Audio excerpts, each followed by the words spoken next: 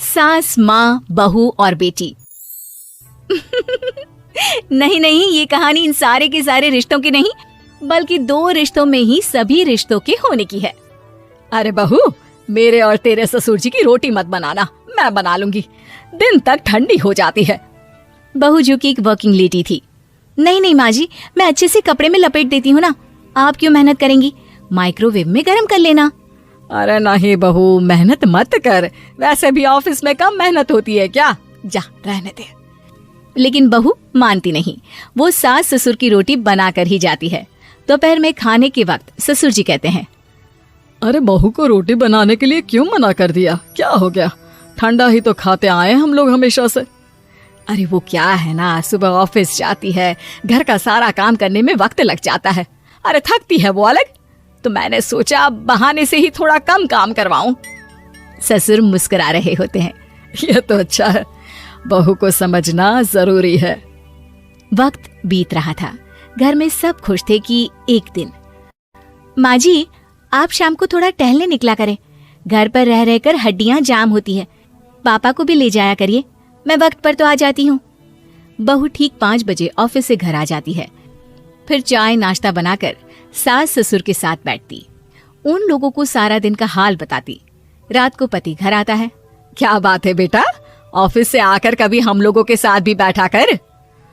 अरे माँ, दिन रात काम करके मन ही नहीं करता, अगले दिन की फिर तैयारी होती है, आप और पापा ही कमरे में आ जाओ। इससे अच्छी तो बहू है, कितना भी थकी रहे, घर आकर हम लोगों के लिए चाय नाश्ता बनाना, फिर बातें करना। बहू ना होती तो हम बुढ़ा बुढ़िया तो बैठे ही रह जाते। सास और ससुर अब बहू के कहने पर शाम की सैर पर निकलने लगते हैं। सास की कई सहेलियां बनती है तो ससुर को भी कुछ बुजुर्ग लोगों का ग्रुप मिल जाता है। कैसा रहा सहेलियों के साथ शाम का वक्त? हम लोगों ने तो भाई खूब योगा किया। अरे हम लोगों को गप्पों से फुर्सत ही नहीं होती। वैसे मिसेस मल्होत्रा आज बहू के बारे में कुछ बोल रही थी। तभी वहाँ ऑफिस से बहू आ जाती है जो जींस और टॉप में होती है। क्या बात है माँ, क्या कह रही थी आपकी सहेली आपकी बहू के लिए? सास इस बार बहू को कुछ अलग तरीके से देखती है और उल्टा सवाल ही दाग देती है। क्या कह रही थी वो हटा, ये बता, तेरे ऑफिस में तो मर्द भी काम करते होंगे ना? बहू जो अब तक मजाक कर रही थी वो सीरियस हो जाती है। मर्द होंगे नहीं माँ जी, मर्द ही ज्यादा है, हम 5 ही लड़कियां हैं ऑफिस में। अरे तो अच्छा लगता है क्या ऐसे कपड़े पहनती हो? कल से तुम ना साड़ी पहनकर ऑफिस जाना, और हाँ, शाम का नाश्ता थोड़ा जल्दी बनाया करो, नाश्ता बनाकर बाद में ही ऑफिस के कपड़े चेंज करने जाना। बहू को समझ में नहीं आता कि सास को हो क्या गया है, लेकिन वो कुछ नहीं कहती, सीधे किचन में जाकर चाय नाश्ता बनाती है और सास ससुर को दे देती है।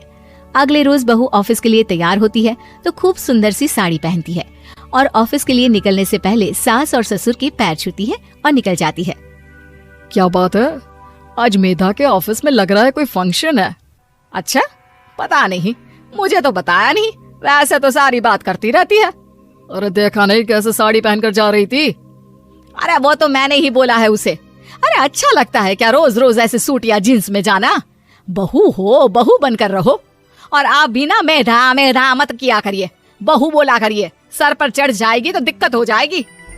सास अब बहू को बहू जैसा रखने लगती है, हर बात पर रोका टोकी, हर बात पर ताने। क्या बात है, आजकल लेट आ रही हो ऑफिस से? अरे चाय के लिए भी देर हो जाती है, हम लोग फिर पार्क में भी देर से पहुंचते हैं। सभी की बहुएं वक्त से चाय नाश्ता करा देती है अपने सास ससुर को, बस एक तू ही है जो उस वक्त ऑफिस से निकलती है। माँ जी, वो एक रास्ता पुलिस वालों ने न जाने क्यों बंद कर रखा है, जिसके कारण ट्रैफिक ज्यादा हो जाता है। मैं कोशिश करूंगी कल वक्त से पहले निकल जाऊं। ससुर देख रहे होते हैं कि बहू अब परेशान सी रहने लगी है। एक रोज, मेधा, बेटी मेधा। जी पिताजी। बेटा देख जरा कौन सी टी शर्ट अच्छी लग रही है।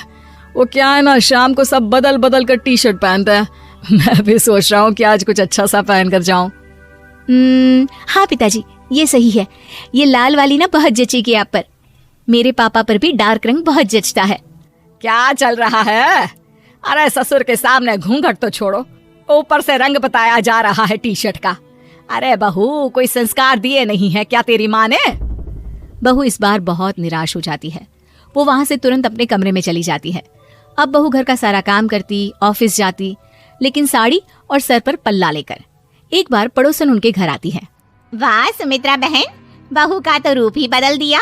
ठीक किया, बहू बहू जैसी ही अच्छी लगती है। अच्छा चलती हूँ मैं। पड़ोसन के जाने के बाद सास बड़ी अकड़ के साथ कहती है, देखा मेरा कमाल, कैसे मैंने मेधा बहू को कंट्रोल में कर लिया।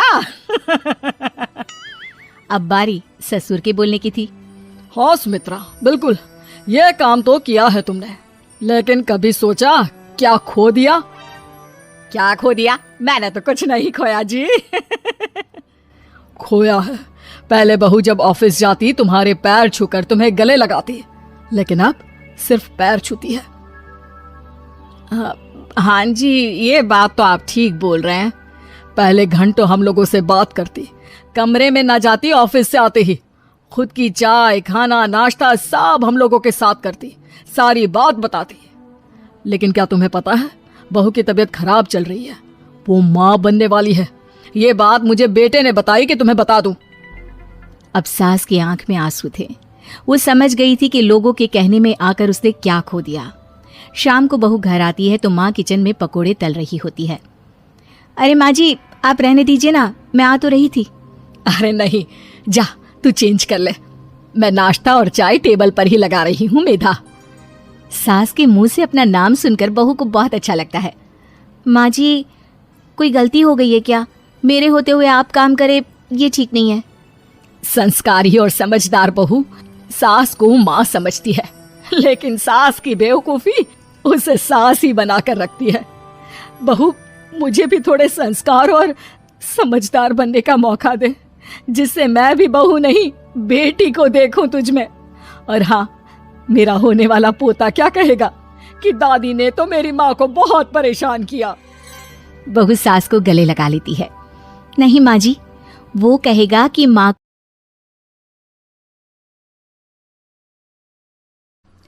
सास बहू में हंगामा, घर आए शकुनी मामा।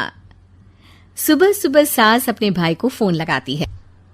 हेलो, अरे किधर है तू? बहन की कोई खबर नहीं लेगा? यहाँ मेरी सारी सत्ता लूट रही है धीरे धीरे करके। अरे क्या हुआ दीदी, सुबह सुबह ये रुदाली क्यों शुरू कर दी? ऐसा क्या पहाड़ा टूटा है? अरे तेरे धर्मराज ससुर ने तिजोरी की चाबी बहू को दे दी है। पैसों का हिसाब भी उसी के पास रहता है। सिर्फ तिजोरी की ही नहीं, बेटे की चाबी भी उसी के पास है। अब उसी की बात सुनता है। अरे जल्दी से आ जाना, वरना तेरी बहन कंगाल हो जाएगी भाई। अरे बहन श्री, रहो टेंशन फ्री, आ रहा हूँ मैं तेरी बहू का पासा पलटने। अगले ही दिन मामा घर में आ टपकते हैं। अरे मामा जी, पाए लागू। बहू, पाँव छू के पैरों के नीचे की जमीन खींचना तो कोई तुमसे सीखे। हाँ, क्या मतलब मामा जी? अरे तुमने अपनी सास के पाँव छुए और पूरे घर की सत्ता हड़प ली। साले हैं? साहब, साले साहब कब आए आप? आ तो 40 साल पहले गया था। तुम्हारा दिमाग कुछ ज्यादा ही चलता है और जुबान भी। खैर, तुम्हारी बहन पे गए हो ना, इसीलिए। जीजाजी, आप काफी मजाकिया हो गए। वैसे बहू ने घर की सत्ता हड़पी नहीं है, उसको दी गई है। वो गुणी है, समझदार है और उत्साही भी है। एक किताब भी लिख दीजिए ना अपनी बहू की तारीफ में जीजाजी। तभी सास वहां आ जाती है। अरे भाई, मेरे भाई आ गया तू, आजा आजा आजा, तेरे लिए पकवान बनाए हैं मैंने। हाँ हाँ साले साहब, खाइए, आपके घर में तो मिलते नहीं होंगे पकवान। क्या मतलब? मतलब आपके घर में आपकी बहन थोड़ी ना रहती है, उनके हाथ के पकवान थोड़ी ना मिलते होंगे, यही कह रहे थे ना ससुर जी? हाँ बहू, यही कह रहा था मैं। सास अपने भाई को अंदर ले जाती है और कहती है, ये हलवा खा के कुछ जलवा दिखा दे भाई। लूडो? अरे हाँ हाँ, लूडो भी खेल लेना। पहले बहू के हाथ से सत्ता लेने की कोई तरकीब ढूंढो। लूडो खेलेंगे, जो जीतेगा सत्ता उसकी। अरे पर मुझे तो खेलना ही नहीं आता। तू बस चाल चलना, पासे तो मैं फेंकूंगा और मेरे हाथ से फेंका गया पासा मेरी मर्जी के खिलाफ नहीं आता। अरे लेकिन तेरे जीजाजी रहेंगे तो ये काम कैसे होगा? हर रविवार जीजाजी शाम को अपने दोस्तों के साथ बैठने जाते हैं। वहाँ उनकी महफिल जमेगी और यहाँ बहू के महफिल उजड़ जाएगी। अरे एक नंबर का कमीना है तू। जैसी दुनिया वैसे हम बहना। रविवार की रात सास, बहू, बेटा और सास का भाई एक साथ बैठे हुए होते हैं। अरे थोड़ा मनोरंजन हो जाए तो मजा आ जाए। हाँ हाँ, लूडो खेलते हैं। अरे वाह, बहुत अच्छा आइडिया है। हाँ हाँ, हम 4 लोग हैं, आराम से खेल सकते हैं। लूडो एक ऐसा खेल है जो खेलने से ज्यादा देखने में मजा आता है। तो भांजे तुम और हम बस देखेंगे। यानी सास और बहू में होगा मुकाबला। आ जाओ, देखते हैं किसमें कितना है दम। खेल होता है शुरू। पहली बाजी बहू जीत जाती है। क्यों सासू माँ, कैसी रही? अरे एक ही खेल जीती है, इतना घमंड ना कर। खेली तो तुम बहुत अच्छा हो बहू, लेकिन ऐसे फीके फीके खेलने में मजा नहीं आ रहा। कुछ दांव पे ना लगे तो क्या मतलब। ठीक है, आप जो कहेंगे मैं दांव पर लगा दूंगी। वादा करो, खेल छोड़ के भागना मत। अरे हाँ मामा जी, पक्की बात। क्योंकि मेरी बहना कच्ची खिलाड़ी है तो उसकी तरफ से पास से मैं फेंकूंगा। बुढ़ापे में तो वैसे भी हाथ कांप रहे हैं, पास ही क्या फेंकेंगी सासू माँ। बहू को पता नहीं था कि मामा के फेंके पासे हमेशा सही बैठते हैं। वो बस पहली बाजी जीत के खुद को चैंपियन समझ रही थी। अगर मैं हार गई तो बहू को अपने पुराने गहने दे दूंगी, और अगर बहू हार गई तो तिजोरी की चाबी और घर के पैसों के हिसाब की जिम्मेदारी वापस मेरे हाथ में दे देगी। हाँ हाँ, मंजूर है मुझे। अरे रुको तो, थोड़ा सोच समझ के। अरे सोच लिया और समझ भी लिया। दूसरी बाजी शुरू होती है। मामा के फेंके एक भी पासे उनकी मर्जी के खिलाफ नहीं जाते। बहू को पसीना आ जाता है, पर सास को टक्कर नहीं दे पाती। आखिरी गोटी के घर में जाने के लिए सास को 1 नंबर चाहिए, जबकि बहू एक बार भी घर में नहीं पहुंची है। अरे क्यों बहू, अब कैसी रही? ये गोटी अंदर जाएगी और तिजोरी की चाबी बाहर आएगी। मैंने बोला था तुमसे कि मामा से पंगा मत लो। मुझे क्या पता था कि ये मामा नहीं, मामा शकुनी है। मामा पासा फेंकता है और सास जीत जाती है और घर की सत्ता वापस सास के हाथ में आ जाती है। बहू रोने लगती है। इतने में ही वहां ससुर जी आ जाते हैं। अरे रो क्यों रही हो बहू? क्योंकि मामा ने मुझे मामू बना दिया।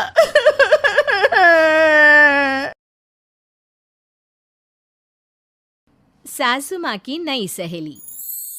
प्रिया किचन में चाय बना रही होती है और सुमन ड्राइंग रूम में बैठकर मजे से टीवी देख रही होती है। तभी दरवाजे की घंटी बजती है। प्रिया, जरा देखना तो कौन आया है। देखती हूँ मम्मी जी। प्रिया दरवाजा खोलती है तो सामने पड़ोस वाली विमला आंटी खड़ी होती है। नमस्ते आंटी जी, कैसी हैं आप? मैं तो बिल्कुल ठीक हूँ बेटा, पर तेरी सास को क्या हुआ है? आजकल कहीं दिखती ही नहीं है। जब देखो तब टीवी के आगे जमी रहती है। अंदर तो आइए आंटी। अरे ओ दीपक की अम्मा, कहाँ हो? अरे बिमला, आओ आओ, क्या बात है, बड़े दिन बाद याद आई तुम्हें मेरी। मैं तो हमेशा ही तुम्हें याद करती हूँ, पर तुम ही गायब रहती हो और आजकल तो बाहर भी नहीं आती जाती। तबीयत तो ठीक है ना तुम्हारी?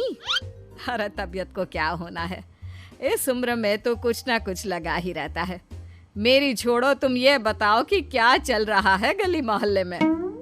तुम गली मोहल्ले की छोड़ो, चल तो तुम्हारे पड़ोस में रहा है, तुम्हारी नई सहेली आई है। मेरी कौन सी नई सहेली? मैं तो यहाँ बस तुमसे बातचीत कर लेती हूँ या फिर बाजू वाली शर्मा की बहू से 2-4 बातें कर लेती हूँ। इसीलिए तो कहा कि तेरी नई सहेली आई है। अब कोई पड़ोस में आया है तो बात तो होनी ही है। कम से कम इसी बहाने हमारा भी एक ग्रुप बन जाएगा। फिर सब मिलकर अपनी बहुओं की शिकायतें किया करेंगे। दोनों हंसने लगते हैं। तभी प्रिया चाय लेकर आती है और सामने टेबल पर रख देती है। दोनों चाय पीती हैं और बातें करते हैं। चलो मैं चलती हूँ, अब कल मिलते हैं। राम राम। अगले दिन प्रिया किचन में कुछ काम कर रही होती है और सुमन आराम से सोफे पर बैठकर मटर छिल रही होती है। तभी डोरबेल बजती है। प्रिया दरवाजा खोलती है तो सामने उनकी नई पड़ोसन खड़ी होती है। जी आप कौन? मैंने पहचाना नहीं। नमस्ते बेटा, मैं शारदा। आपके बगल वाले घर में अभी 2-4 दिन पहले ही शिफ्ट हुए हैं। ओह अच्छा। नमस्ते आंटी, अंदर आइए ना आप। देखिए तो मम्मी जी आज कौन आया है। इतना कहकर प्रिया किचन में चाय बनाने चली जाती है। नई पड़ोसन को घर पे देखकर सुमन थोड़ा हैरान हो जाती है। नमस्ते बहन जी, मैं शारदा, आपकी नई पड़ोसन। अच्छा, आप हैं हमारी नई पड़ोसन। आइए और बताइए कैसी हैं आप? जी बिल्कुल ठीक हूँ। वो दरअसल घर पर छोटी सी पूजा रखवाई थी, बस उसी का प्रसाद देने चली आई। सोचा इसी बहाने नए पड़ोसियों से भी मुलाकात हो जाएगी। ये तो बहुत अच्छा सोचा आपने। सुमन प्रिया को आवाज लगाती है। अरे ओ बहू, जरा चाय पानी का तो आके पूछ लो। ये आजकल की बहुएं भी ना जब तक बोलो नहीं तब तक कुछ नहीं करेंगी। आई मम्मी जी। प्रिया चाय लेकर आती है। दोनों बैठकर चाय पीती हैं और खूब सारी बातें करती हैं। अच्छा बहन जी, अब मैं चलती हूँ, फिर मिलते हैं। अब तो आना जाना लगा ही रहेगा। शारदा के जाने के बाद प्रिया किचन से बाहर आती है। क्या बात है मम्मी जी, आप दोनों को देखकर तो लगा ही नहीं कि पहली बार मिल रही हो। आप दोनों तो बिल्कुल बिछड़ी हुई सहेलियों की तरह बातें कर रही थी। अरे जब 2 औरतें मिल जाती है ना तो बातें अपने आप ही निकल आती है। अब तू अपने काम पर ध्यान दे, बातों पे नहीं। ऐसे ही कुछ दिन बीत जाते हैं। अब सुमन और शारदा अच्छी सहेलियां बन गई होती हैं। दोनों एक साथ मंदिर जाती, मार्केट जाती और कभी कभी तो विमला भी इनके साथ मिलकर खूब हंसी ठिठोली करती। एक शाम तीनों बैठकर सुमन के घर पर चाय पी रही होती हैं कि तभी बहुत तेज बारिश शुरू हो जाती है। सुमन जोर से प्रिया को आवाज लगाती है। प्रिया, ओ प्रिया, देख कितनी तेज बारिश हो रही है। जाके छत से सारे कपड़े ले आ, नहीं तो सब भीग जाएंगे। सुमन 2 बार आवाज लगाती है लेकिन प्रिया का कोई जवाब नहीं आता। शायद प्रिया कुछ काम कर रही है, इसीलिए कुछ जवाब नहीं दे रही। अरे काहे का काम, आराम फरमा रही होगी महारानी। तभी प्रिया बीमार हालत में अपने कमरे से बाहर निकलती है। हाँ मम्मी जी, क्या हुआ? मेरी तबीयत थोड़ी ठीक नहीं है ना, इसलिए आग लग गई। अरे सारे कपड़े भीग गए और तुझे सोने से फुर्सत नहीं है। सबके सामने सुमन के मुंह से ऐसी बातें सुनकर प्रिया उदास हो जाती है और छत से कपड़े उतारने चली जाती है। सुमन, ये क्या बात हुई? प्रिया ने बताया ना कि उसकी तबीयत ठीक नहीं, इसलिए उसकी आंख लग गई। तुम भी ना खामखा उसे सबके सामने सुना दिया। अरे आप नहीं जानती शारदा जी, कुछ बहुएं ना बहुत आलसी होती है, घर का एक काम नहीं करना चाहती। ऐसा नहीं है सुमन, तुम्हारी बहू तो बहुत प्यारी है, तुम्हारी सारी बात भी तो मानती है। हाँ सुमन, तुम प्रिया के बारे में ऐसा क्यों सोचती हो? मेरी भी 2 बहुएं हैं, लेकिन मैं उन्हें अपनी बेटियों की तरह रखती हूँ। आखिर वो भी तो किसी की बेटियां ही है ना। और अगर तुम ऐसा ही व्यवहार करोगी तो एक दिन प्रिया भी तुम्हारे साथ ऐसा ही बर्ताव करेगी। शारदा और विमला की बातें सुनकर सुमन की तो बोलती बंद हो जाती है। वहीं प्रिया भी बाहर से सारी बातें सुन रही होती है। अरे मैं कोई उसकी दुश्मन थोड़ी ना हूँ, मैं भी उसकी माँ हूँ, लेकिन कभी कभी सास बनना पड़ता है, नहीं तो बहुएं हाथ से निकल जाती है। देखो सुमन, ये सब सोच का फर्क है। अगर तुम ये सोचोगी तो कभी प्रिया को अपनी बेटी नहीं बना पाओगी। इतना कहकर शारदा और विमला वहां से चली जाती हैं। और सुमन अकेले बैठकर उनकी बातें सोचने लगती है। अगले दिन प्रिया और दीपक अपने कमरे में बैठकर बात कर रहे होते हैं और सुमन उनके कमरे के बाहर कुछ काम कर रही होती है और उन दोनों की बातें सुन लेती है। दीपक, तुम्हें पता है हमारे पड़ोस में जो शारदा आंटी है ना, बहुत अच्छी हैं। अच्छा, ऐसा क्या हो गया जो तुम्हें वो इतनी अच्छी लगने लग गई? कुछ खास नहीं, बस कल जब मम्मी जी मुझे सबके सामने सुना रही थी तो शारदा आंटी ने मेरा साथ दिया। मैं तो सच में हैरान ही रह गई थी जब उन्होंने मम्मी जी को मुझसे ऐसा बर्ताव करने के लिए मना किया। अच्छा, फिर क्या हुआ? होना क्या था, शारदा आंटी तो मम्मी जी को समझा ही रही थी कि बहू को भी बेटी की तरह ही रखना चाहिए, लेकिन मम्मी जी तो मम्मी जी है ना, उन्हें तो मुझ में हमेशा कमी ही दिखती है। काश मुझे भी शारदा आंटी जैसी सास मिली होती जो मुझे भी अपनी बेटी जैसी समझती। सुमन ये सब सुनकर बहुत उदास हो जाती है और वहां से चली जाती है। प्रिया की बातें सुमन के कानों में बार बार गूंज रही थी। उसे बहुत शर्मिंदगी महसूस हो रही थी कि उसने प्रिया के साथ बहुत गलत किया है। अगले दिन सुमन शारदा और विमला को बुलाती है। क्या बात है सुमन, आज तूने ऐसे अचानक क्यों बुलाया? सब ठीक तो है ना? हाँ, सब ठीक है, तुम दोनों बैठो तो सही। तब तक दीपक और उसके पापा भी आ जाते हैं। प्रिया, तुम भी आ जाओ। क्या हुआ मम्मी जी, आपने बुलाया? हाँ प्रिया बेटा, मैं आज सबके सामने तुमसे माफी मांगना चाहती हूँ। मैंने आज तक तुम्हारे साथ बहुत बुरा व्यवहार किया है, लेकिन तुमने कभी भी मेरे साथ बुरा बर्ताव नहीं किया। मुझे अपनी गलती का एहसास हो गया है, हो सके तो मुझे माफ कर देना। प्रिया अपनी सास की बातें सुनकर हैरान हो जाती है। उसकी आंखों में आंसू आ जाते हैं। प्लीज मम्मी जी, आप मुझसे माफी मत मांगिए, मैं भी आपकी बेटी ही हूँ। वैसे एक थैंक यू तो मेरी नई सहेली को भी बनता है, जिसकी वजह से मुझे मेरी गलती का एहसास हुआ। शारदा बहन, आपका बहुत बहुत शुक्रिया जो आपने मेरी आंखें खोल दी। अरे क्या सुमन, तुम भी ना? तो फिर इसी बात पर चाय और पकोड़े हो जाए। हाँ, क्यों नहीं।